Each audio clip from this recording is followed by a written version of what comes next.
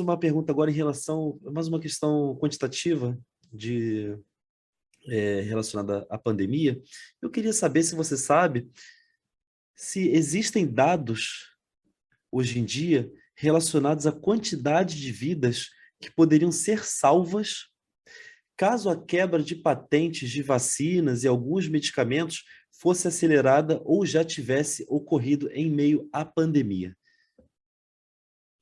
Esse é um dado assim que a gente tem realmente que sempre está muito ligado nessa correlação, né? Eu acho que justamente esse ponto que a gente precisa estar muito atento, né? Como é que essa situação de exclusividade sobre determinados produtos de saúde gera exclusão e isso gera morte, né? Mas é muitas vezes um dado difícil de calcular, né? Porque a pandemia é algo muito dinâmico em termos de dados epidemiológicos, né? Tem todo o processo, né, que leva um certo tempo entre um medicamento ser estudado, aprovado, disponibilizado.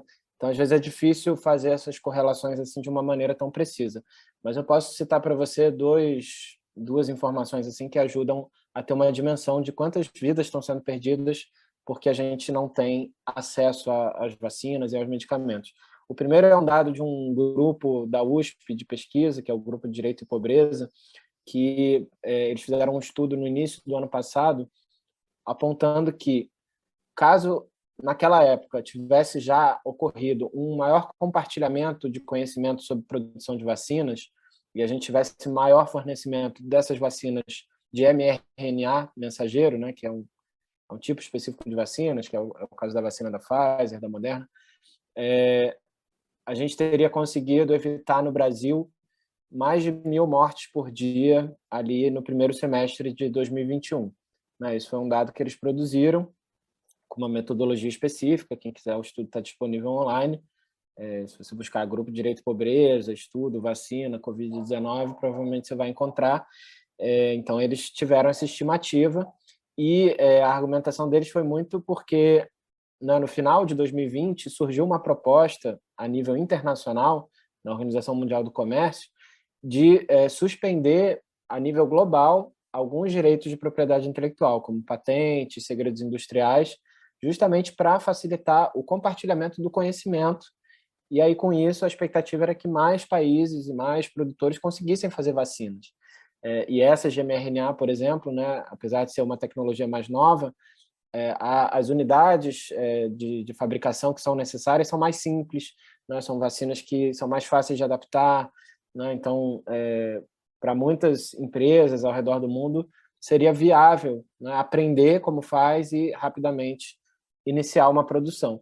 Né? Então, em cima dessa possibilidade, eles fizeram esse cálculo, mostraram que só no Brasil, né, se a gente tivesse tido uma distribuição melhor desse tipo de vacina logo no início, a gente poderia ter evitado aí, em momentos muito graves que o Brasil vivenciou, mais de 1.000 mortes por dia com essa iniciativa. Né? Então, é justamente para mostrar isso, porque a gente está, né, como consequência dessa situação de patenteamento, controle, escassez, preço alto, a gente teve muito mais mortes do que se a gente estivesse num contexto de conhecimento aberto, compartilhamento de informações.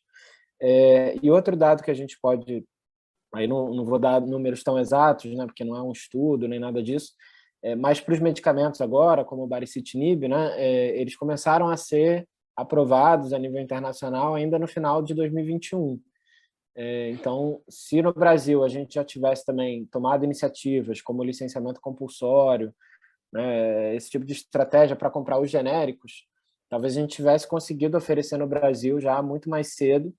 E durante a crise da Omicron, né, que a gente voltou ao patamar de 1.000 mortes por dia, né, a gente poderia ter prevenido muitas mortes se a gente já tivesse os tratamentos sendo usados no Brasil. Né? Mas até hoje, como eu falei, esses tratamentos ainda estão em processo de incorporação, de discussão, de negociação.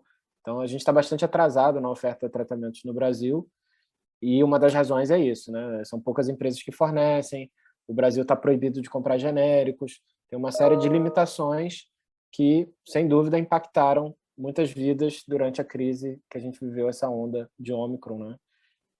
Se a gente já tivesse os medicamentos, né? São medicamentos que, por exemplo, para quem está internado, cerca de 40% de redução da chance de morte, né? Então, A gente poderia ter tido, digamos, 40% menos mortes durante essa última onda se a gente tivesse com os medicamentos já disponíveis.